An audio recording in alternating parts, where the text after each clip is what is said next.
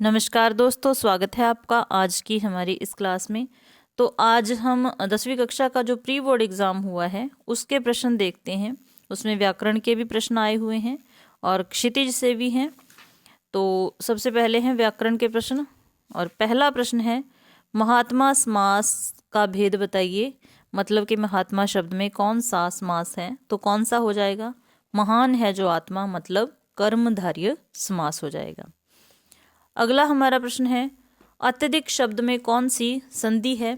तो कौन सी संधि हो जाएगी? अति अधिक। अति प्लस अधिक मतलब यण संधि का ये उदाहरण है। आगे है, भोर शब्द का पर्यायवाची शब्द कौन सा है? तो इस बार ऑप्शनल क्वेश्चन है ये, व्याकरण के भी, तो बहुत ही आसान है। आपको पता है कि भोर का गगन नहीं होता, भौरा नहीं होता, अंतरिक्ष नहीं होता। तो ऑप्शन नंबर 1 ही बचा है, उषा। भोर का कौन सा समय होता है? उषा का, मतलब सूर्योदय से पहले का समय होता है। ठीक है, तो भोर का पर्यायवाची क्या हो जाएगा? उषा। आगे है, बाचाल शब्द का विलोम कौन सा है? तो बाचाल अधिक बोलने वाला, श्रोता नहीं है, ज्ञानी नहीं है, वक्ता नहीं है, तो क्या रह गया? मूक। मूक मतलब बाचाल का विलोम शब्द क्या हो जाएगा? मूक, यहाँ पर सही हो जाएगा। आगे है, अधिकार शब्द में उपसर्ग है, तो ए नहीं है, आ नहीं है, तो आ गया ये अधि नहीं है, तो क्या रह गया? अधि। ठीक है, तो इसमें कौन सा उपसर्ग आ जाएगा? अधि। अगला शब्द है, बैठा शब्द में कौन सा प्रत्यय है? तो ये प्री बोर्ड एग्जाम है, लगभग जो फाइनल एग्जाम होता है आपका, तो इसी तरीके से पूछा जाता है। हो सकता है ऑप्शनल प्रश्न ही पूछे जाएं व्याकरण के भी, तो उस तरीके से अपनी तैयारी को करना है। और चैनल पर जो नया बच्चा आया है वो चैनल को सब्सक्राइब कर सकते हैं। आगे भी हम टेस्ट करते रहेंगे और टेस्ट चल रहे हैं। ठीक है, 10वीं का एक टेस्ट मैंने कल डाला था। बैठा शब्द में कौन सा प्रत्यय है? तो प्रत्यय की एक मतलब आसान सी पहचान है, शब्द को बोलो और जो पीछे छूट जाता है वही उसका क्या हो जाता है? प्रत्यय। बैठा, तो क्या रह गया पीछे? आ। तो इसमें कौन सा प्रत्यय आ जाएगा? ठा नहीं, ठह नहीं, ए नहीं, तो इसमें आ प्रत्यय आ गया। ठीक है, आगे है मुहावरा अंत पाना। मुहावरे का अर्थ क्या होगा? मर जाना नहीं है, अंत तक जाना नहीं है, निष्कर्ष जानना नहीं है, रहस्य जानना हो जाएगा। ठीक है, अंत पाना मतलब कोई भेद जान लेना, रहस्य पाना। ठीक है, तो ये व्याकरण के 7 प्रश्न थे।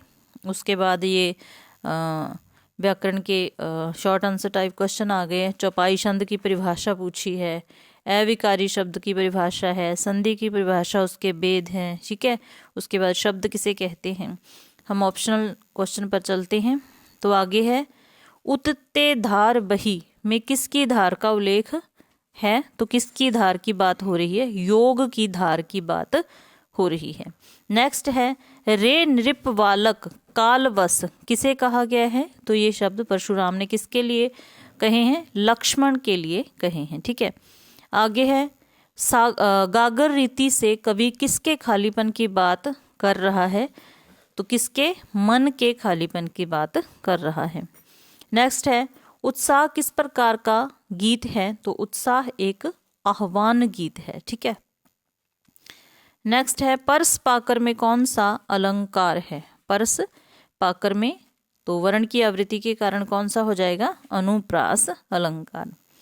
आगे है, संगतकार मुख्य गायक को क्या याद दिलाता है? तो संगतकार मंगलेश डवराल की कविता है, तो क्या याद दिलाता है?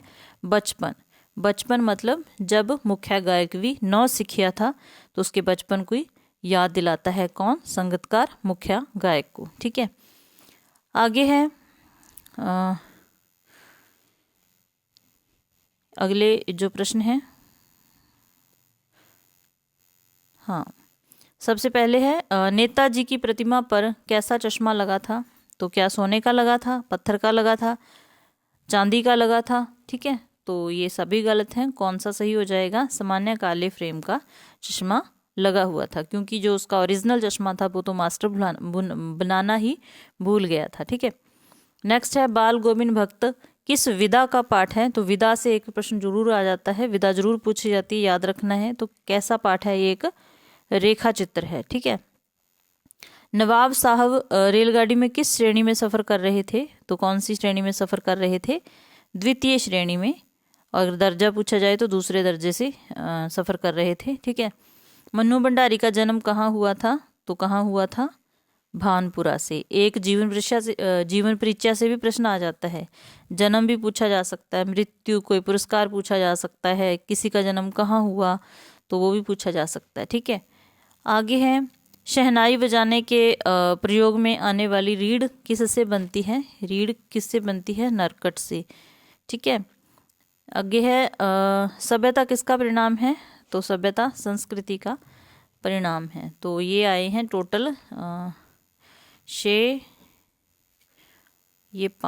हाँ, टोटल ये मेरे ख्याल से 19 MCQs हैं। ये थे, ये और 7 थे व्याकरण के। ठीक है, तो ये छोटी सी क्लास थी।